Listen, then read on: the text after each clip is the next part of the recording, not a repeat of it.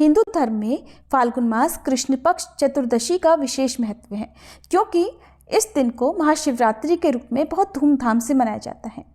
मान्यताओं के अनुसार इस दिन भगवान शिव और माता पार्वती जी का विवाह हुआ था। इसी दिन भगवान शिव ने गृहस्थ जीवन में प्रवेश किया था। महाशिवरात्रि के दिन भगवान शिव का पूजन और उनका जलाभिषेक करना विशेष पुण्यदायी माना जाता है।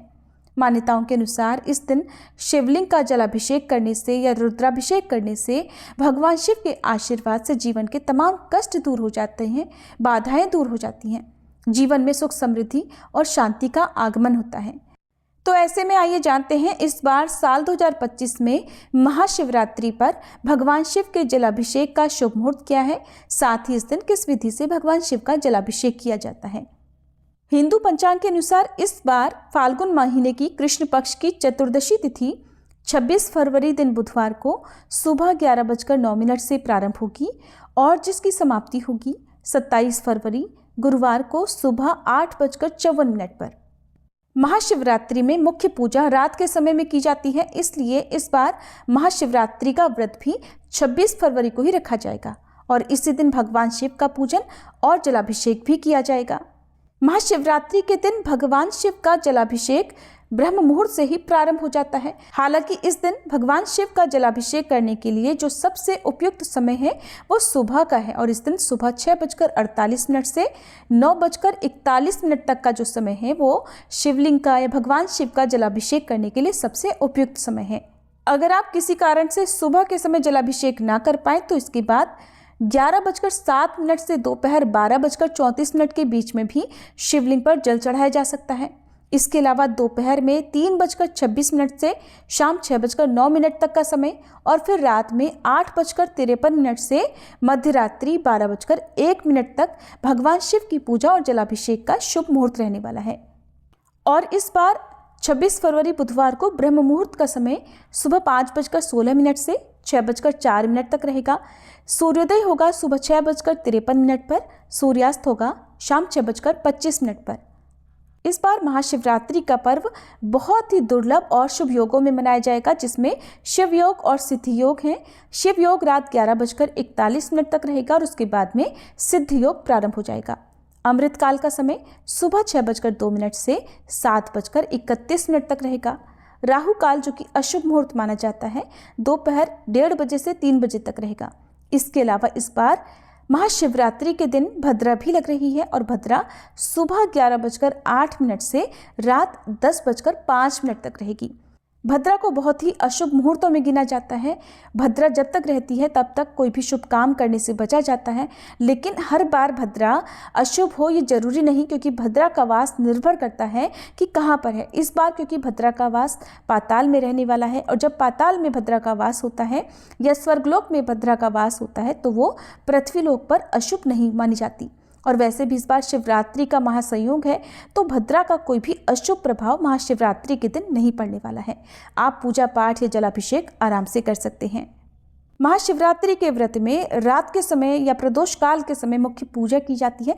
तो अब आपको बताते हैं निशिता काल मुहूर्त, प्रदोष काल और 4 पहर की पूजा के मुहूर्त के बारे में। 26 फरवरी बुधवार को प्रदोष काल मुहूर्त रहेगा शाम 5:40 से 7:10 तक। निशिता काल मुहूर्त रहेगा रात 12:09 से 12:59 तक। तो जो भी भक्त उपवास रखने वाले हैं उन भक्तों को इन मुहूर्तों में जरूर पूजा करनी चाहिए। हो सके तो जितने भी शुभ मुहूर्त हैं उन सभी में पूजा कर लें। यदि संभव ना हो तो किसी भी एक मुहूर्त में, चाहे प्रदोष काल हो या निशिता काल मुहूर्त हो, आप पूजा या जलाभिषेक या फिर रुद्राभिषेक भी करना चाहते हो तो कर सकते हैं। अब जानिए 4 पहर की पूजा के शुभ मुहूर्त के बारे में। तो प्रथम पहर पूजा समय रहेगा शाम 6:19 से रात 9:26 तक। दूसरे पहर की पूजा का शुभ मुहूर्त रहेगा रात 9:26 से मध्य रात्रि 12:34 तक।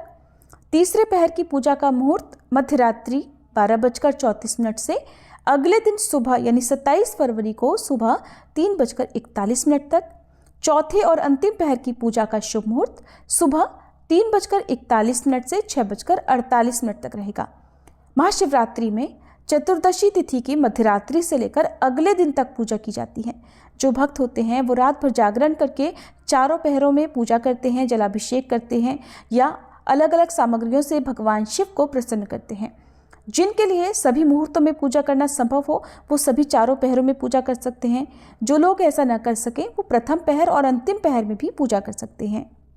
महाशिवरात्रि में सारा दिन व्रत रखकर अगले दिन जल चढ़ाने के बाद ही व्रत खोला जाता है। तो इस बार 26 फरवरी को शिवरात्रि का व्रत रखकर 27 फरवरी दिन गुरुवार को व्रत खोला जाएगा और व्रत खोलने का जो शुभ मुहूर्त है वो इस दिन सुबह 6:53 से 8:54 तक रहेगा। ध्यान रखें, हमेशा अगले दिन सूर्योदय के बाद ही अन्न ग्रहण करना चाहिए। बहुत से लोग निराहार रहकर निर्जल रहकर व्रत रखते हैं, तो उन्हें सुबह की पूजा करने के बाद और जल चढ़ाने के बाद ही अपना उपवास खोलना चाहिए।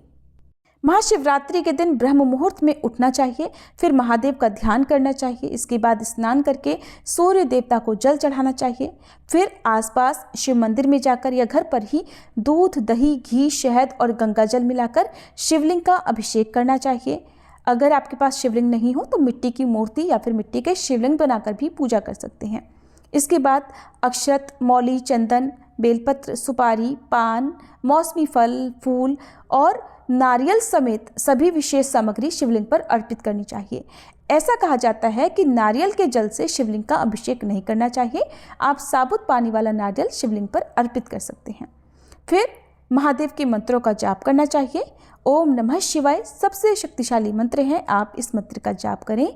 यदि शिवलिंग का पूजन या अभिषेक कर रहे हैं तो ध्यान रखिएगा पूरी परिक्रमा ना करें, केवल आधी परिक्रमा ही करनी चाहिए।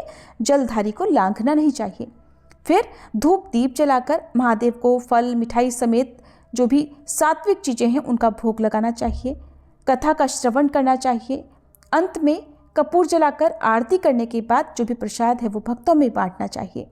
व्रत रखने वाले भक्तों को व्रत रखने के दौरान शिवलिंग पर चढ़ाया हुआ प्रसाद ग्रहण नहीं करना चाहिए, लेकिन अगले दिन व्रत का पारण आप शिवलिंग पर चढ़ाए गए प्रसाद से खोल सकते हैं। व्रत का पारण आप उस सामग्री से कर सकते हैं, उस प्रसाद से कर सकते हैं। इस दिन अपनी सामर्थ्य के अनुसार आप दूध, दही, घी या जो भी सामग्री का दान आप कर सकते हो उसका दान जरूर करें। नंदी बैल की पूजा करें। नंदी बैल के समक्ष भी घी का दीप जलाएं। नंदी बैल पर एक मुट्ठी साबुत हरे मूंग अर्पित करने से जिसकी जैसी कामना हो वो पूर्ण हो जाती है। आपकी जैसी कामना हो या आपके जीवन में जो भी समस्या, जो बाधा आ रही हो, उसे दूर करने के लिए सच्चे मन से महादेव से प्रार्थना करें और शिवलिंग के समक्ष बैठकर ओम नमः शिवाय मंत्र का यथासंभव जाप करें। शिव चालीसा का पाठ करें। रोगों से मुक्ति पाने के लिए महामृत्युंजय मंत्र का जाप करें और भगवान शिव सहित माता पार्वती जी का भी पूजन करें। यदि कुंवारे लोग इस दिन विवाह की इच्छा से व्रत रखते हैं, पूजन करते हैं, तो उनके विवाह में आ रही बाधाएं दूर होती हैं। और यदि दाम्पत्य जीवन में मधुरता लाने के लिए पूजा करते हैं तो आप इस दिन कोई भी मीठी चीज़ शिवलिंग पर जरूर अर्पित करें, जैसे गुड़ या घी आप जल में डालकर शिवलिंग पर अर्पित कर सकते हैं। ये थी आज की वीडियो। अगर आपको जानकारी पसंद आई हो तो वीडियो को लाइक करना मत भूलिएगा।